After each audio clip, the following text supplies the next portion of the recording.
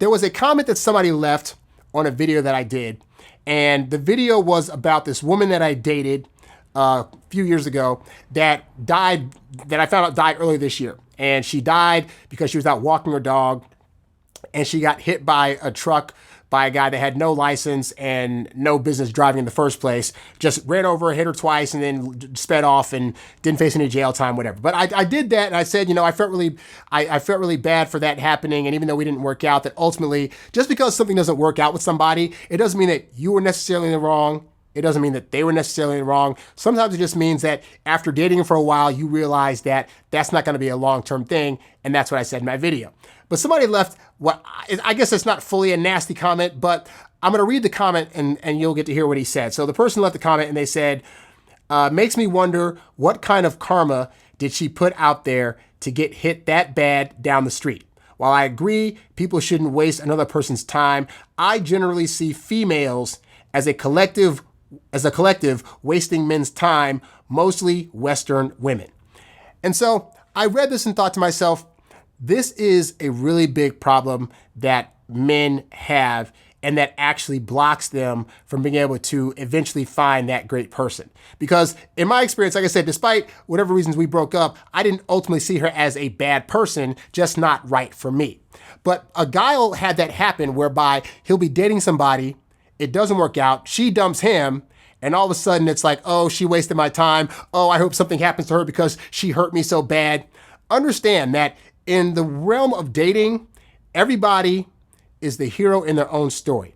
But what that also means is that people will never recognize when they themselves are the villain. And what that means is that, in this example, she was not a villain in my story. She just didn't work out. But this guy's looking at, well, any woman that dates you and you don't end up with her, it's a waste of your time, and all women just want X, Y, and Z, without having any actual knowledge of what went on between me and her and why that didn't work out. He's already making assumptions and saying, see, women are a waste of time, and it's all these Western women. But here's what happens when you generalize women, is that ultimately it helps no one. Think about it. You're a guy trying to date women. And in the same breath, you're saying, but women are a waste of time. Even though inside of you, subconsciously, you know that you need a human connection in order to really feel complete in your life. And that's not to say women need to be your end-all be-all, but realistically, as humans, we have the desire to be with somebody that's going to understand us, that's going to care for us, that's going to love us.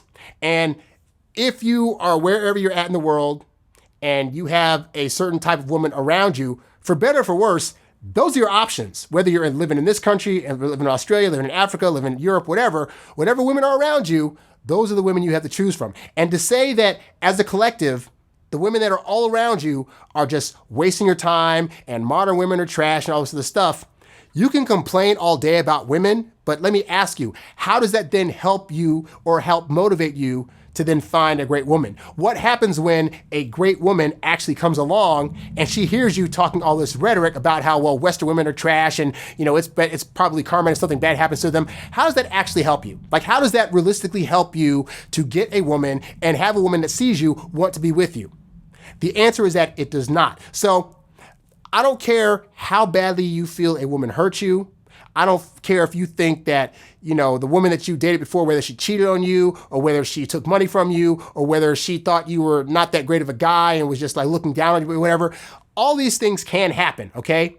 But just because the women that you are picking are doing these things, don't let that then color your lens of the world to be like, and therefore all women are crappy. Because if you look around outside of yourself, you will see that other men are still dating women that are great, that are willing to have kids with the guy and are willing to treat him well and are willing to, at times, pay for him to do stuff and are there to be a helpmate. Those women also exist. But the question is, which ones do you want to concentrate on? Because if you're only concentrating on the fact that there are a few women out there that'll do some bad things and that's all you're experiencing because that's all you're able to attract or whatever, then you're really missing out on the blessing that could be a great relationship. And if those are the kind of women that you do keep finding yourself attracting, it's not them.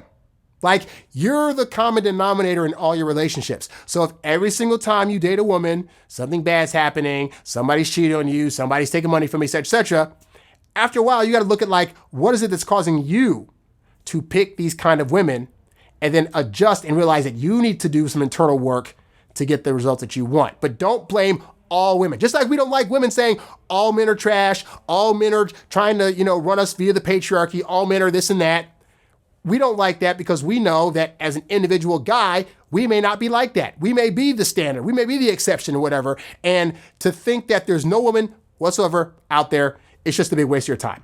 So please stop doing that. And I didn't delete the comment under my thing because I want people to see that, because that is really an example of what happens when you are so far gone in your viewpoint of women that you're actually being toxic to your own self by putting this kind of crap out there. All right. So I just wanted to address that.